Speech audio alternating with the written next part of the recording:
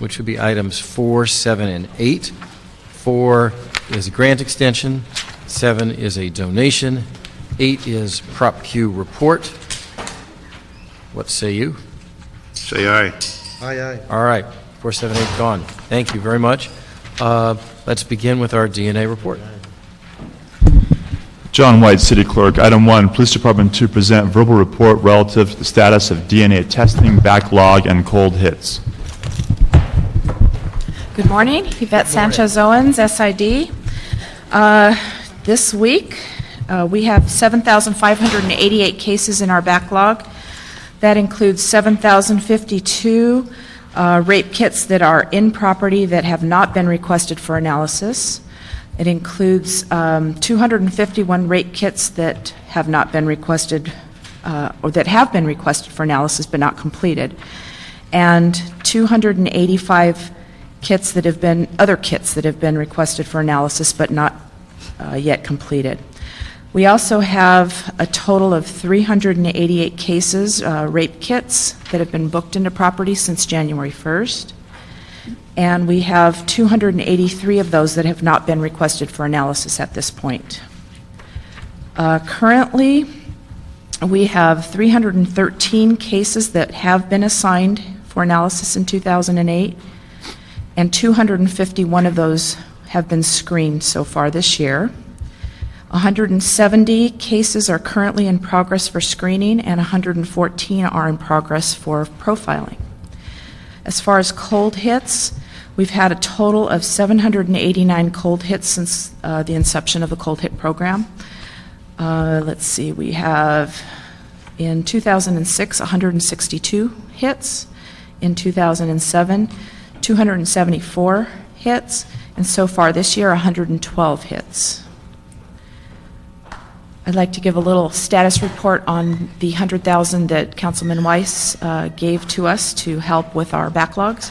So far, we have included 86 cases under the grant program, and of those cases, right now we have 27 in progress.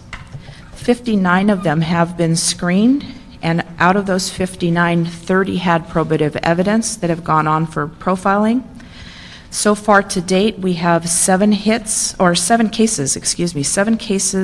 pending review for CODIS, and 2 have been uploaded so far, and we're waiting for notification on hits under that program.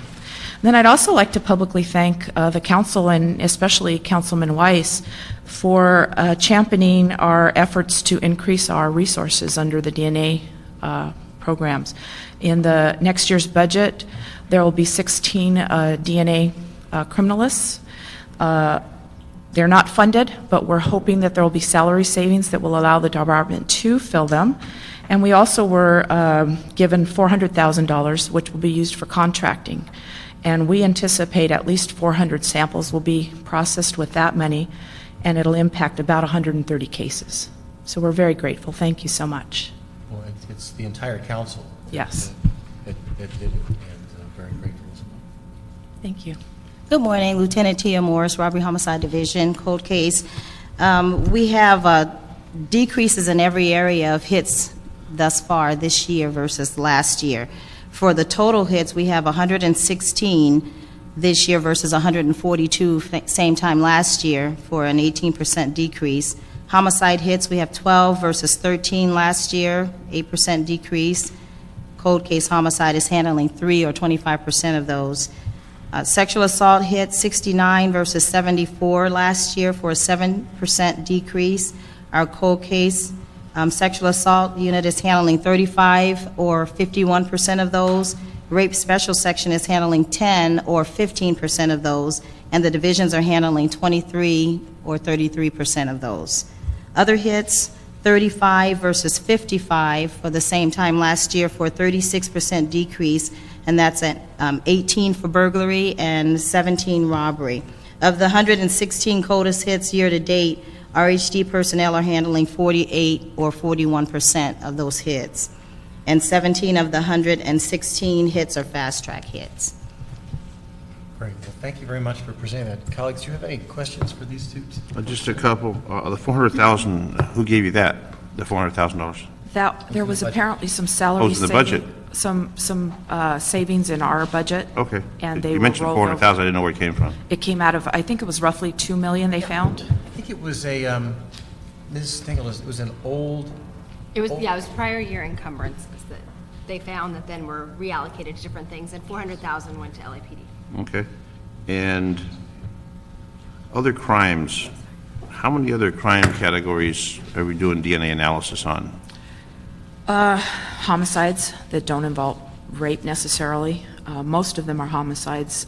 We have had occasional property crimes that warrant intense looks, and we will process those on a case-by-case basis. But the property crimes, Generally, we don't do them. Right. We had a program that ended last September. It was a property crimes grant. We were very successful in that grant, one of the most successful grantees in the program. However, we can't sustain it with general fund money because we have so many Part 1 crimes that really require us to focus our resources there instead of property at this point. but if you have a situation where there's a hot, proud person in a neighborhood that's terrorizing, would that then qualify for the Yes. DNA if they have some type of a sample? Yes, we would look at that, and if it's something that looks like it's critical, we'll go out of the norm and take care of it. Okay, but normally it's the Part 1 where people are involved, Yes, innocent victims? yes. Okay, thank you. well, thank you for the presentation, and thank you for the fact that you're going to continue to have some important work to do this year. I'm really grateful for everybody for voting for that. Thank you. Thank you. Bye. Mr. White? Item 2, Emergency Operations Board report relative to the 2006 and 2007 Emergency Management Workshop After Action Corrective Action Report recommendations. Morning. Captain, Morning, Mr. Mr. Chair. Featherstone, or Mr. Featherstone. Members of the committee, good morning. Good morning, Mr. Captain. Hard to change that title, you know? Yes, sir, it's very hard. Jim Featherstone, General Manager, Emergency Management Department. We have is the Emergency Management Workshop After Action Corrective Action Report for 07. In 2006, the Emergency Operations Board directed that the Emergency Preparedness Department at that time be responsible for all after-action reports for training evolutions and real events. What you have before you is a report to the chair of the EOB, Chief Bratton, which basically covers the corrective action for the 2007 Emergency Management Workshop, the Arrowhead event.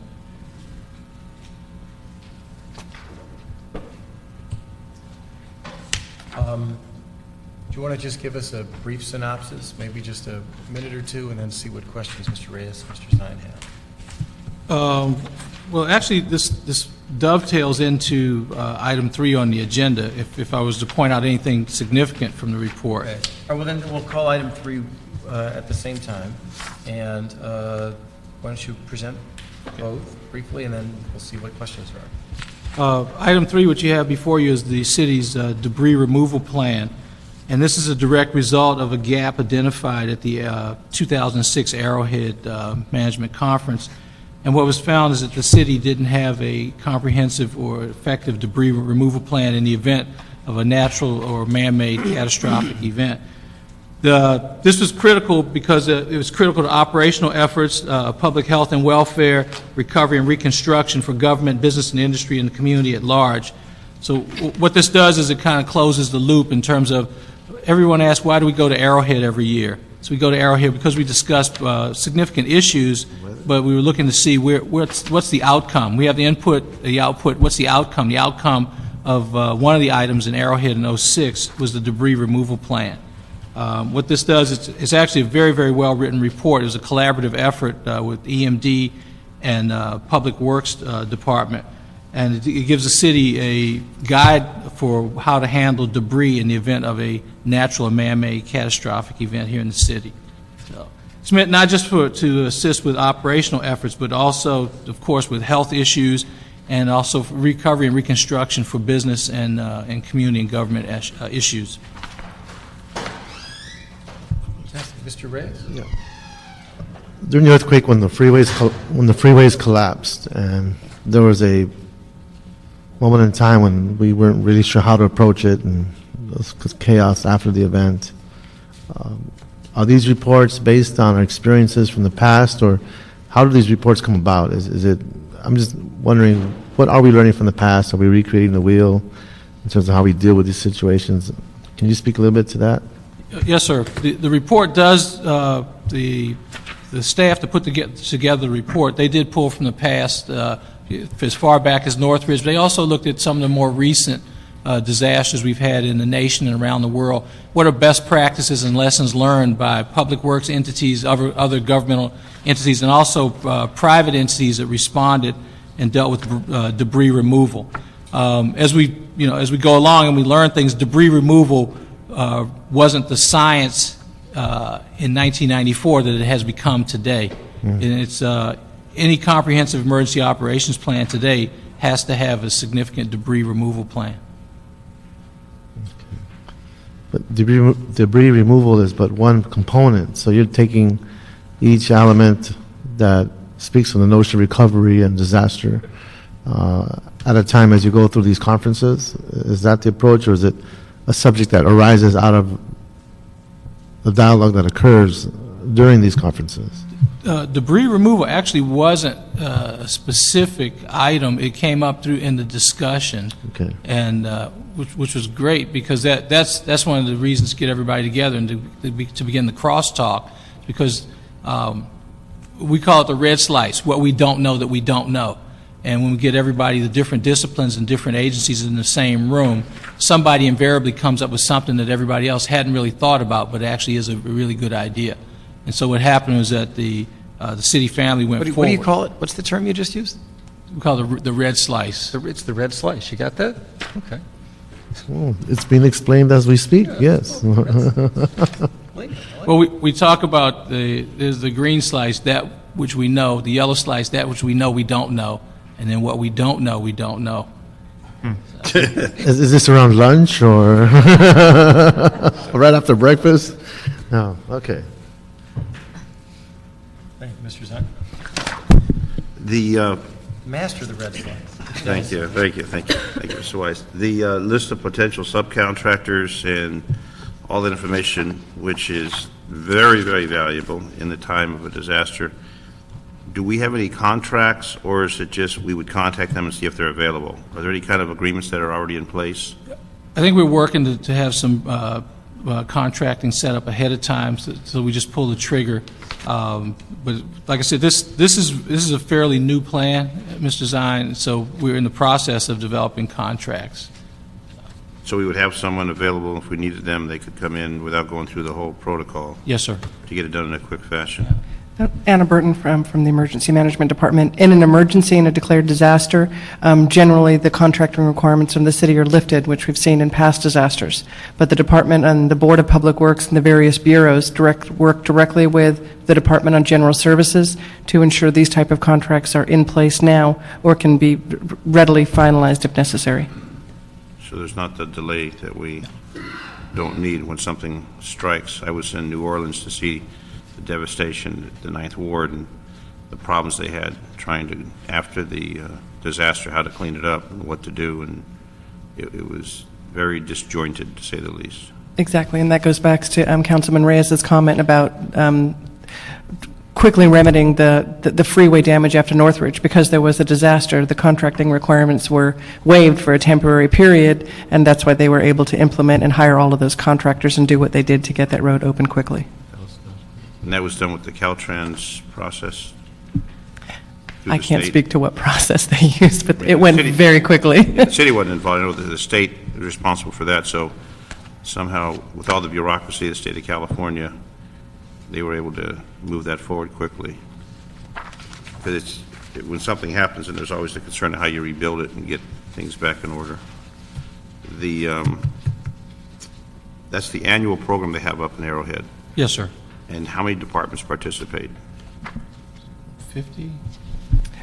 It varies on the sessions included. Whatever the theme is and the different speakers or items that are going to be addressed is how specifically we invite who will attend.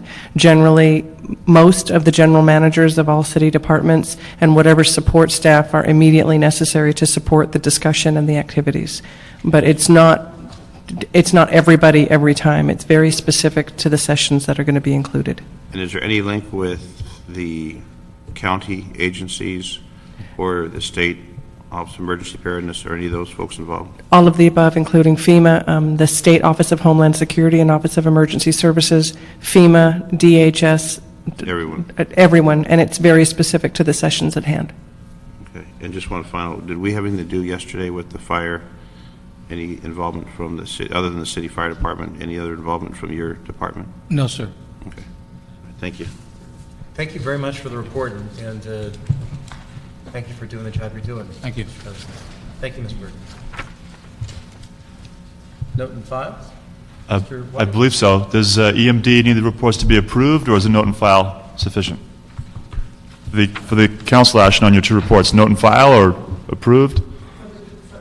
For the debris removal plan, it'll be for approval because it'll become an official Okay. annex to the master plan. Thank you. Okay, Thank will you. do. Thank you, Mr. White. What we got next? Item number 5, Board of Police Commissioners and CA reports relative to an application for a grant award in the amount of $250,000 from the California Office of Emergency Services, Law Enforcement, and Victim Services Division for the 2008 Internet Crimes Against Children State Augmentation Program. Morning. Hi, good morning. Camilla Fong, Office of the CAO. The Los Angeles Police Department is seeking retroactive approval to apply for and accept a $250,000 award for the 2008 Internet Crimes Against Children State Augmentation Program. The Los Angeles ICAC Task Force is one of 59 nationwide task force comprised of a network of law enforcement agencies and prosecutorial agencies that work in concert to prevent, interdict, and investigate computer-facilitated crimes against children. The LAPD, as lead agency for the Los Angeles ICAC Task Force, coordinates with the 11 other law enforcement agencies to respond to Internet crimes against children. The $250,000 grant will be utilized for the salary and overtime of one forensic examiner, training, and forensic and computer equipment. Resolution authority is requested for one police detective, 2, to conduct ICAC-related forensic examinations on an exclusive basis. Thank you for that, Mr. Stein or Mr. Ray. Why retroactive? Why didn't we get this in on time? I- Going back to December or January 08, why are we so late in it? And are these positions in place now? No, I believe it has. Wanda Bell, LAPD. No, the application was submitted timely. We've been working through the city process to get it to public safety, to get it approved, the position. We're still waiting for the council resolution to fill the Detective 2 position. That you put this in, the grant was from January 1st, 08 through December 31st, 08, and we're into June. That's true. We've talked to the state OES, and we're going to modify the budget, send some detectives for some additional forensic training. We're just submitted another application to continue the salary for the Detective 2 position in the new application to continue the program. Is the program in place now? We have a federal grant covering the same program. We haven't submitted the DOJ hasn't released their application for their new ICAC, so they're continuing with the same program on the federal with the state monies to continue their efforts in ICAC. Okay, so we are in operation now with the program. Yes, they do have a program in place with federal funds. And what you want to do is add one detective to, For the forensics examiner, that's one thing that they're lacking in their investigations. They have to share a forensics examiner with their community commercial crimes division, so they're not able to get the required analysis that they need for their prosecution. so getting back to that grant, was it held up in the CAO, the CLA? Where was it held up where it didn't come through? I think it just kind of got held up with the budget process. Everything kind of got slid back a little bit. We submitted the application, we submitted our paperwork through the police commission, to council. Now, when did you do that?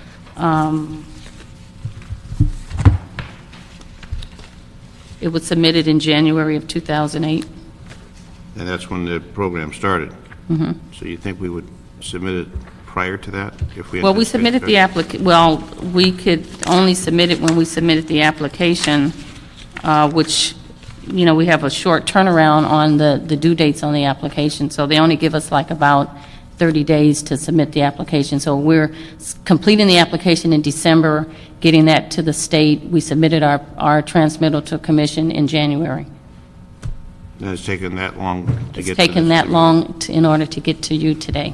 And then from here, it goes to Personnel and Budget and Finance Committees. So there's two more committees it goes through. Yes, we will see you You should again. have your approval by the end of the fiscal year, or the end of the calendar year. I mean, the Well, way that- hopefully not. Hopefully It's you'll... already June, so who knows? Okay, thank you. Thank you. We'll approve the item. Thank you. Item 6. See a report relative to a grant award in the amount of $200,000 for the 2007-09 Gang Prevention Coordination Assistance Program from the United States Department of Justice for position authorities for the Mayor's Office and related actions. Yes, hi. This grant partially funds the program activities and salaries of 4 program manager positions in the Foothill, Newton, Northeast, and Hollenbeck-Boyle Heights gang reduction zones. The grant term is effective for a 24-month period from October 1st, 2007 through September 30th, 2009. No matching funds are required. The $200,000 award supports the salaries of 4 program managers and 1 intern, travel and training, supplies, a contractual service contract with CDD to implement ISIS, and other marketing and outreach costs. Mr. Reyes, any questions on it? Okay. Well, these folks work for Mr. Carr, Yes. and I assume he supports this proposal? Yes, he does. I believe there's someone from the mayor's office here. Hi. Good morning. My name is Mildred Lopez with the Mayor's Office of Gang Reduction and Youth Development. Our office has worked jointly with the Mayor's Office of Homeland Security and Public Safety to apply for this grant. So we fully support, the items that were mentioned in the budget. And these individuals, 4 position authorities, will they be assigned to the geographic areas and they work directly for Mr. Carr? Correct. They won't be independent? No. Okay, and what about the other gang reduction areas? What's going to happen with those? The other gang reduction and youth development zones are funded either through similar grants out of OJJDP or, as mentioned here, the Justice Assistance Grant and so forth. And as you're aware, the mayor proposed in his 08-09 budget to support those positions through the GCP. So we're using various funding sources to support salaries for these positions. And what is the salary level? Between $55,000 and $60,000 annually, Is that full or part-time? full-time. Okay, thank you. Mr. Reyes, did you? In working with Councilman Cardenas and given the work he's done in committee, to what degree did this already go through his committee? Did he review it? Did he have any access to it? It's a going to joint go report? to his committee. It's going to go after this? Yes, it's Great. also scheduled to be in Budget and Finance. Great, thank you. All right, well, thank you. We will approve the item and appreciate your coming today. Thank you. Is that it, Mr. White? It is, sir. Public comment, no cards, no hands, no moss. Thanks, everybody. All right. What's going on?